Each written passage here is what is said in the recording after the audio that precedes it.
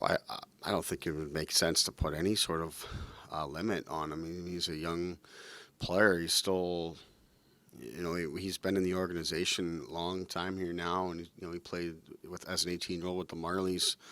So you forget how young he is. So it takes a while for defensemen to develop and really become who they're going to become. So I think he's still on that path.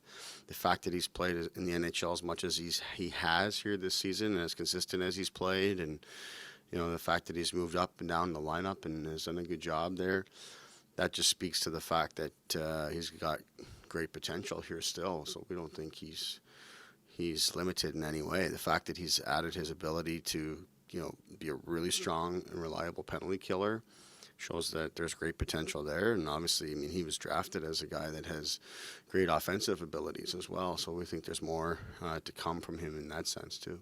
Do you see him playing with a lot more confidence lately? I would say so. I think he's still finding his way there. I think it's it's certainly game to game for young players, and sometimes even shift to shift. That you're managing it. It doesn't always go perfect in the way that you want it to. That's part of growing and adjusting to the league. But I think he's managed it well. Whether he's had a bad shift or whether he's had a bad game, he's bounced back really well. I mean, I point to the game against the Rangers. Where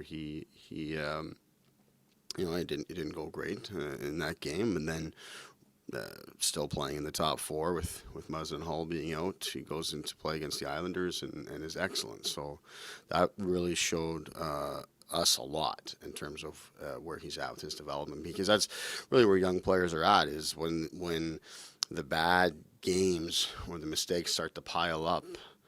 That's a sign that maybe a guy's in over his head and not quite ready, and we haven't seen that from Liljegren or Sandin for that matter. Two young guys that have taken on lots of responsibility. They've managed both the ups and the downs very well. That's a good sign that keeps them in the league and keeps us giving them extra opportunity to continue to develop here. When you have a new player like Timothy coming in as an everyday guy, is there more of a push to kind of give him the different D partners so they can learn the tendencies of the other guys he may be playing with? Well, a little bit. I mean, if you'll remember back to training camp, that was part of what we did. We had him paired with Muzzin right out of day one of camp for a reason like that. Partially because of the veteran experience that Muzzin can provide a young guy in camp, but also just to see can there be some chemistry that you can look at that can develop that helps you at some point down the line. So I think that is important. Some of it happens naturally because of lineup fluctuations, injuries, and things of that nature. But sometimes it's a little more calculated on our part, such as training camp. And I think all of those experiences just help not just the players, but help our team. So no matter what we face, we've got some confidence in things that we've looked at. If there's an opposition coach that knows your team inside and out, it's the guy you're facing tonight. Tell us a little bit about Dave Haxtell and what he meant to you as an assistant for the last couple of years. Yeah, well, he was tremendous. First of all, I mean, I came in mid-season, to coach in the NHL on the fly when I was hired, and didn't know Hack at all, but he became a tremendous resource for me, not just in working with him and his ability to help us prepare our team, but to help me adjust to the league. And he had been a head coach and had been a first time head coach, coming out of in his case college hockey, in my case the American League, but. So all those kind of things served me very well, and I learned a lot working with him, and enjoyed our friendship to continue to stay in contact and in touch through this last off season and throughout the season. And I think he's done a great job here. And I watched a lot of Seattle, just obviously with the connection to Hack and Farley there, but also the late games. So those are the games I seem to catch the most, and so I've seen them. Seen them quite a bit. I think they're doing a really good job here, and they're looking to build something here in Seattle. How much of an asset has someone like Michael Bunting been, where like if the first line can change and he's there, he's been really steady? Yeah, so important for us, to have a player like that. We added some guys this summer, and we knew we were going to provide opportunities, and in Bunting's case, it's really popped, and he's taken it and run with it.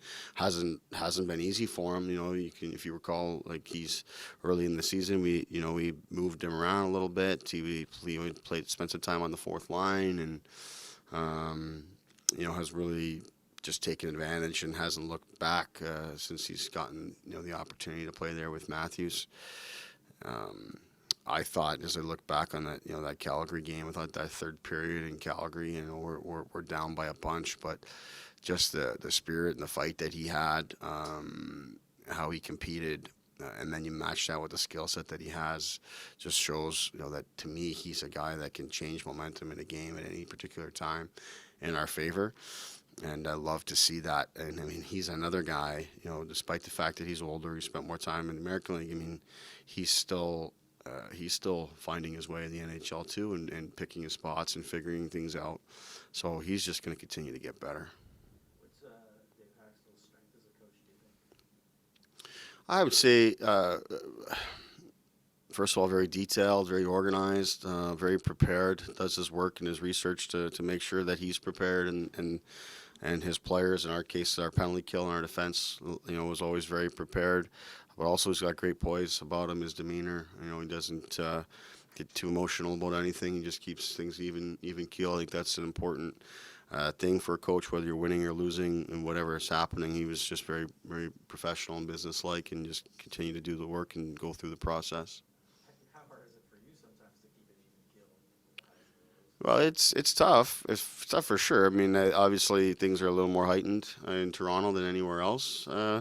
So but that is important. Fortunately for us, we've had a lot more ups than downs. So in that sense, it becomes a little bit easier. But I'm an emotional guy, and at times I've got to make sure that I am mindful of what's happening, with the process and things like that nature. But I think our players do a good job of helping me stay relaxed through their performance.